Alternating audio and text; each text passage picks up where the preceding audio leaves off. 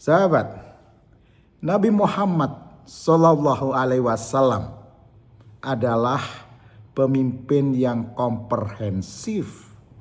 Pemimpin tidak hanya sebagai pemimpin agama, tetapi juga sebagai kepala negara, sebagai kepala pemerintahan yang sangat teladan dengan karakteristik kepemimpinan yang ideal dan sangat universal. Di dalam memimpin,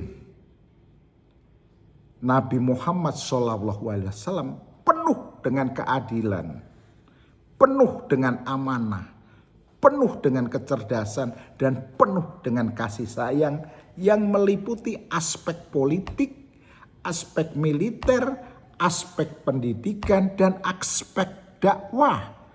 Nah, sifat-sifat ini terlihat bahwa Nabi Muhammad Shallallahu Alaihi Wasallam itu sifat-sifat yang terlihat seperti sidik, artinya jujur, amanah artinya bertanggung jawab, tabligh artinya menyampaikan, dan fatonah artinya cerdas, menjadikan kepemimpinan beliau sangat relevan dan dapat diteladani sampai saat ini.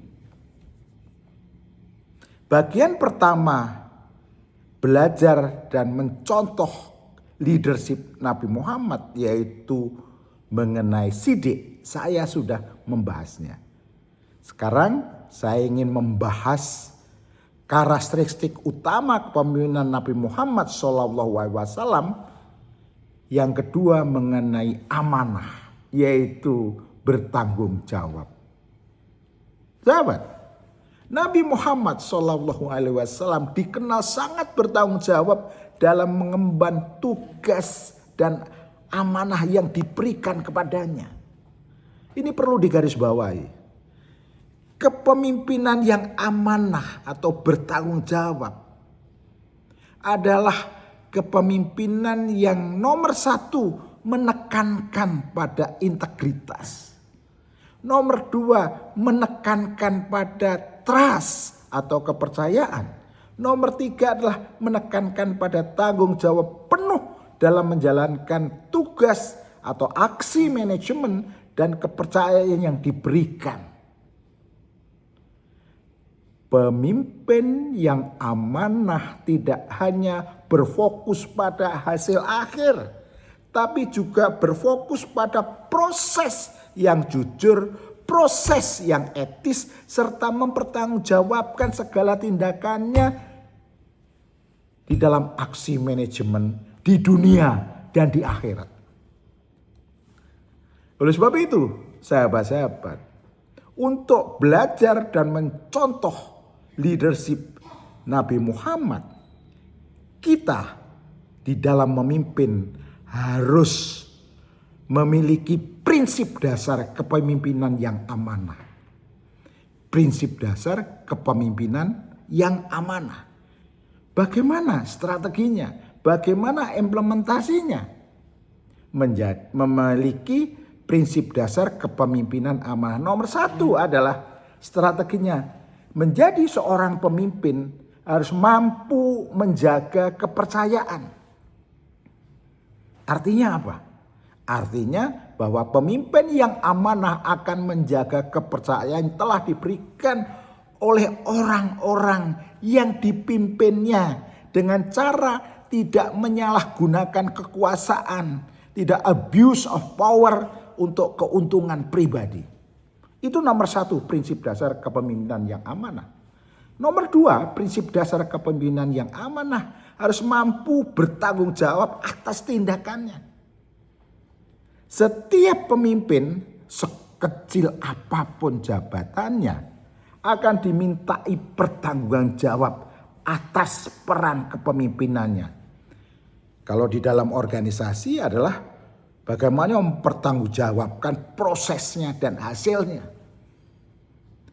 Pertanggungjawaban ini di dalam prinsip dasar kepemimpinan yang amanah, pertanggungjawab tidak hanya kepada bosnya, tidak hanya kepada atasannya, kepada pemilik perusahaan, tapi adalah pertanggungjawaban aksi manajemennya yang telah dilakukan kepada Allah Subhanahu wa taala. Pertanggungjawaban nantinya di hadapan Allah Subhanahu wa taala itu juga harus dipikirkan menjadi dasar atau prinsip dasar kepemimpinan yang amanah. Yang ketiga, prinsip dasar kepemimpinan yang amanah adalah mampu berorientasi kepada kemaslahatan. Pemimpin harus memimpin dengan orientasi untuk menjaga dan memberikan kemaslahatan bagi anggota timnya, bagi orang yang dipimpinnya, baik itu di dunia maupun di akhirat, karena nanti di akhirat juga akan dipintain pertanggungjawaban oleh Allah Subhanahu wa taala. Prinsip dasar kepemimpinan yang amanah yang keempat adalah prosesnya harus etis. Prosesnya harus etis. Jadi hasil yang dicapai harus melalui proses yang jujur, proses yang beretika. Sebagai seorang pemimpin yang amanah tidak akan menghalalkan segala cara demi mencapai tujuan. Itu adalah prinsip dasar kepemimpinan yang amanah. Prinsip dasar kepemimpinan yang amanah yang kelima adalah menjaga agama dan kemakmuran. Dalam konteks agama saya, agama Islam, kepemimpinan itu adalah amanah. Memiliki dua tujuan utama. Menjaga agama agar tetap eksis, ya, mengatur dunia agar makmur dan kesejahteraan rakyat. Oleh sebab itu butuh keadilan, butuh kejujuran, ya, butuh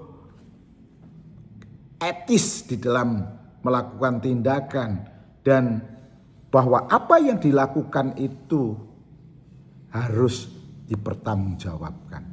Apa yang dilakukan itu ada tanggung jawabnya. Itu adalah prinsip-prinsip dasar kepemimpinan yang amanah yang harus kita lakukan, mencontoh dan belajar dari Nabi Muhammad SAW. Assalamualaikum warahmatullahi wabarakatuh.